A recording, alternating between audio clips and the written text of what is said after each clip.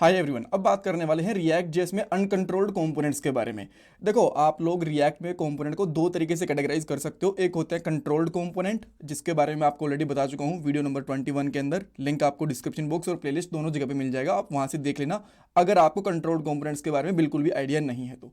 And second होते हैं uncontrolled components, जो हम लोग इस पार्ट के अंदर डिस्कस करने वाले हैं, राइट। तो सबसे पहले मैं आपको बताऊंगा कि अनकंट्रोल्ड कंपोनेंट्स होते क्या हैं, और साथ में फटाफट से ये भी बता दूंगा कि कंट्रोल्ड कंपोनेंट्स क्या होते हैं। थियोरेटिकली चीज बता दूंगा, राइट, ताकि आप इनमें डिफरेंस को समझ पाओ। उसके बाद में ये देखेंगे कि क्वेरी सिलेक्टर के साथ में हम लोग अनकंट्रोल्ड कंपोनेंट्स कैसे बना सकते हैं, एंड यूज रेफ के साथ में अनकंट्रोल्ड कंपोनेंट्स को कैसे बना सकते हैं। और लास्ट में कुछ इंपॉर्टेंट इंटरव्यू क्वेश्चंस भी डिस्कस करेंगे। और एक तो इंटरव्यू क्वेश्चन बहुत ही डायरेक्ट बनता है कि uncontrolled component and controlled component के बीच में डिफरेंस क्या होता है, जो आपको इस पार्ट के अंदर पता चल जाएगा। ये हमारी रिएक्ट जेएस 19 की प्लेलिस्ट है, जो आपकी डेफिनेटली हेल्प करने वाली है रिएक्ट जेएस की जॉब में, प्रोजेक्ट में, इंटरव्यूज में।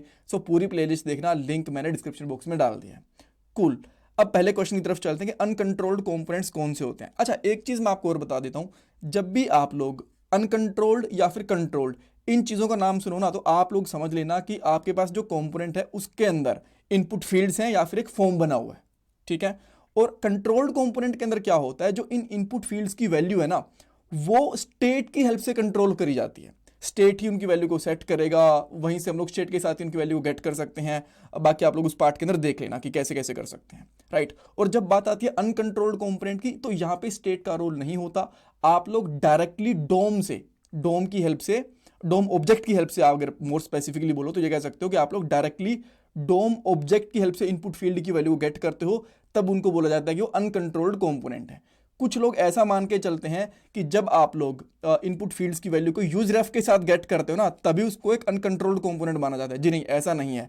चाहे आप लोग किसी भी तरीके से वैल्यू गेट कर रहे हो इनपुट फील्ड्स की, बट वहां पे स्टेट इंक्लूड नहीं हो रही, वहां पे डायरेक्टली डोम का ऑब्जेक्ट इंक्लूड हो रहा है, उस केस के अंदर वो अनकंट्रोल्ड कंपोनेंट कहलाएगा।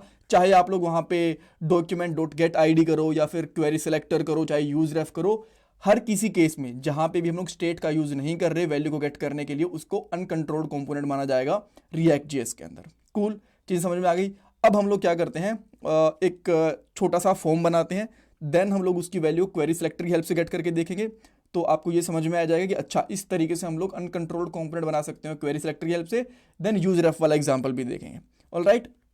हाँ, अगर आपको यूज रेफ का आइडिया नहीं है तो जस्ट इससे पहले वाला पार्ट देख लेना, आपको यूज रेफ के बारे में पता चल जाएगा।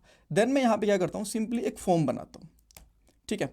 और यहाँ पे कुछ इनपुट फील्ड्स ले लेता हूँ, जैसे कि मैंने यहाँ पे एक इनपुट फील्ड ली और इसका मैंने यहाँ पे नाम रख दिया, प्लेस होल्डर करता हूँ यहाँ पे एंटर यूजर नेम। देन मैं यहाँ पे एक दो BR टैग ले लेता हूँ ताकि थोड़ा सा स्पेस बना रहे, राइट। और एक और यहाँ पे लूँगा और यहाँ पे कर दूंगा पासवर्ड, इस तरीके से। और मैं इनकी आईडी भी दे देता हूँ एक्चुअली, ठीक है।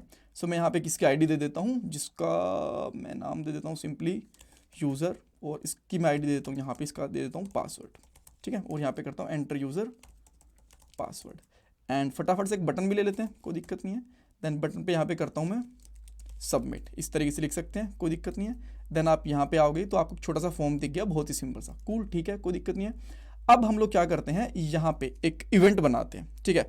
और यहाँ पे करता हूँ मैं ऑन सबमिट करके, और ऑन सबमिट के ऊपर कि जैसे फॉर्म को सबमिट करेंगे फंक्शन कॉल होगा। फंक्शन का नाम आप अभी आप रख सकते हो हैंडल लेट्स से फॉर्म, ठीक है, इस तरीके से, या फिर हैंडल, जो भी आपको नाम रखना है वो रख सकते हो, इसमें कोई दिक्कत नहीं है। इसके नाम से एक फंक्शन बनाता हूँ, एंड यहाँ पे हम लोग लिखेंगे लॉग, और इस लॉग में मैं एक इवेंट पास करता हूँ सबसे पहले, ठीक है। और इवेंट देखो, जब भी हम लोग इस फॉर्म को कॉल करने की कोशिश करेंगे ना इस तरीके से, तो आप देखोगे पहले की इशू ये आएगा कि पेज रिलोड हो जा रहा है। मैंने यहाँ पे करा ABC, कुछ भी मैंने यहाँ पे लिखा, जैसे सबमिट करता हूँ तो देखो ये रिलोड हो जा रहा है और ये प्रॉपरली काम भी नहीं कर रहा, राइट। सो इसके लिए हम लोग क्या करेंगे कि एक यहाँ पे इवेंट डॉट प्रिवेंट लगा देते हैं। सो मैं यहाँ पे करता हूँ, एक फंक्शन होता है जो इवेंट के अंदर से निकलता है, इवेंट डॉट प्रिवेंट डिफॉल्ट, इस तरीके से। तो अब ये इस तरीके से सबमिट नहीं होगा।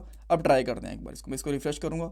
देन मैंने यहाँ पे NL डाला और यहाँ पे कुछ डाला मैंने, देन मैं यहाँ पे सबमिट करता हूँ, तो आप देख रहे हो अब ये रिलोड नहीं हो रहा जो कि पहले हो रहा था, ठीक है। एक चीज़ सॉर्टेड हो गई हमारी।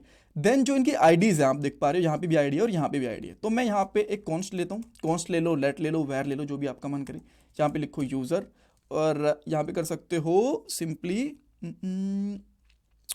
डॉक्यूमेंट डॉट क्वेरी सेलेक्टर, और क्वेरी सेलेक्टर में यहाँ पे आईडी है ना, तो यहाँ पे लगा दो हैश, और क्या आईडी है यहाँ पे यूज़र, तो यहाँ पे लगा देंगे हम लोग यूज़र, ठीक है, डॉट वैल्यू, ठीक है, इस तरीके से, एंड ओके वैल्यू, एंड यहाँ पे लॉग करेंगे यूज़र को। देन अब मैं देखता हूँ क्या मिलता है यहाँ पे। जैसे मैंने इस पर क्लिक करा तो आप देख सकते हो यहाँ पे अनिल आ गया, और मैं यहाँ पे करता हूँ अनिल सिद्धू, तो मुझे यहाँ पे अनिल सिद्धू मिल गया, इसकी वैल्यू मिल गई।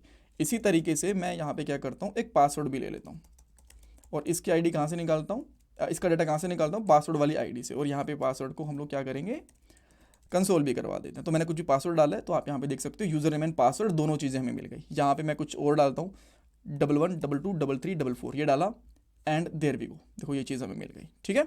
ओके, सो इस तरीके से आप लोग क्या कर सकते हो, एक फॉर्म को, ये एक अनकंट्रोल्ड फॉर्म है हमारा, ठीक है, अनकंट्रोल्ड कंपोनेंट है, बिकॉज यहाँ पे स्टेट का यूज नहीं हो रहा, और हम लोग डायरेक्टली डोम की हेल्प से, डॉक्यूमेंट होता है ना, डॉक्यूमेंट ऑब्जेक्ट मॉडल, इसकी हेल्प से हम लोग वैल्यूज को गेट कर रहे हैं। कूल। अब सेम इसी तरीके से आप लोग क्या कर सकते हो, एक और मैं फॉर्म बनाता हूँ यहाँ पे, सिंपल सा एक, मैं यहाँ पे एक HR टैग लेता हूँ, ताकि यहाँ पे ना एक लाइन आ जाए। देखो यहाँ पे एक लाइन आ गई। देन मैं यहाँ पे एक दूसरा फॉर्म बनाऊंगा। फटाफट से मैं फॉर्म बनाने के लिए क्या करता हूँ, इसको कॉपी पेस्ट कर लेता हूँ, ताकि थोड़ा सा हमारा टाइम सेव हो जाए, ठीक है। अब ये हम लोग करेंगे, नीचे एक H1 टैग भी डाल देता हूँ यहाँ पे, अनकंट्रोल्ड कंपोनेंट विद यूज रेफ, ठीक है, रेफ इस तरीके से डाल देंगे।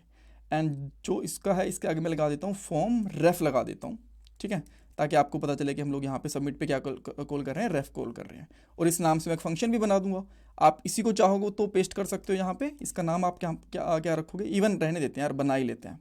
आप बोलोगे कुछ ज़्यादा कॉपी पेस्ट हो रहा है, तो मैं यहाँ पे क्या करूँगा, हैंडल फॉर्म रेफ।